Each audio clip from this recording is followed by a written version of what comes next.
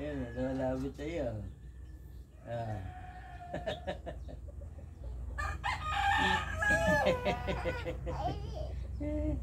Ik. Ayan, oh, ito. Ayan.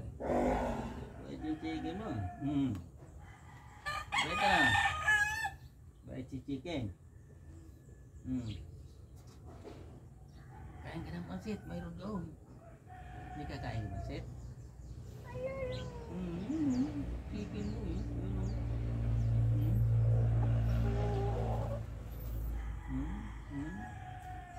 Bait ah.